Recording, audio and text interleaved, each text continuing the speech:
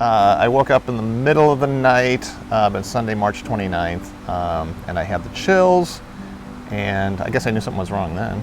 For some reason, when I have those chills and I feel really cold and all those kind of things, I like to take a shower just to feel like you're warm. And then I just remember coming back into the room, and you thought I was going to work, but I wasn't going to work, and I just went back to sleep on the floor because I didn't know what to do. I woke up, it was early, and I saw that he was up, and I thought it was Monday, and he was getting ready for work, and I said, why are you going into work so early? And you said, I have a fever. As soon as I heard that, I was like, you have COVID. Because our son had it, or we thought he had it. Yeah. It was too early for testing, and it was very mild, but we were pretty sure he had it. I felt like every day there was a new symptom.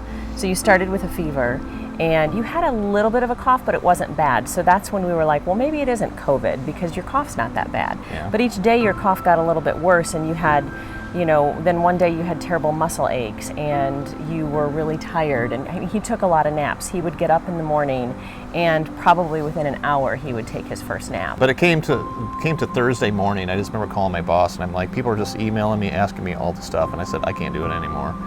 So I felt worse on Thursday, Friday. My birthday was on Saturday. That morning I felt like I was getting better, but by the afternoon it was, and then I think once that weekend hit, it was awful. I mean, I lost like 8 pounds, I think. Yeah, loss of appetite, that was one of the things. You lost your appetite. And talk about your sleeping and how you hated to go to sleep at night. It's hard to really describe. The best way I would describe it is if you're having a dream and you wake up and you know you're awake, but you're still kind of relating to that dream. And it was just like having that bad dream all through the night. I think the worst part for me was when he started getting short of breath. And so that kind of freaked you out a little bit, and it freaked me out too. But I remember going into your room one morning, and I hadn't slept at all the night before, because right before I went to bed, that's when you told me, hey, I'm having some trouble breathing. I just want you to know that I might want you to take me to the hospital.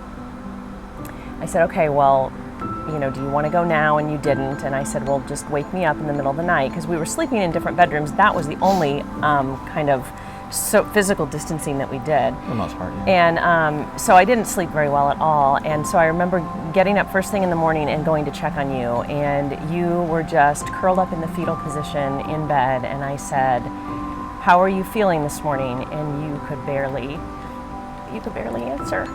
That was scary. You feel so achy.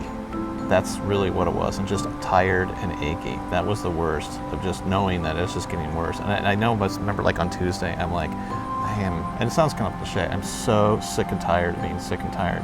And I just felt awful because there was nothing that I could do to help him. It was, it was his thing that he had to go through. There was nothing I could do.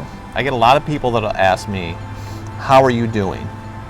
And I think I'm okay, right?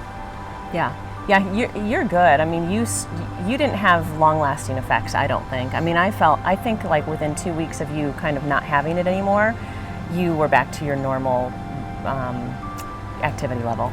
I know they don't know if he can get it again. He was tested for antibodies, and that's how we know he had it, because it was such early days when he got this that he couldn't get tested.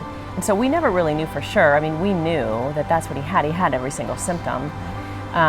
Even though we don't know if he can get it again, because they don't know conclusively if you have the antibodies, if that means you can't get it again for a certain period of time. He wears a mask everywhere he goes. I wear a mask, my kids wear a mask. We don't have any issues wearing masks at all, because I think if it can help, reduce the spread, then why not do it?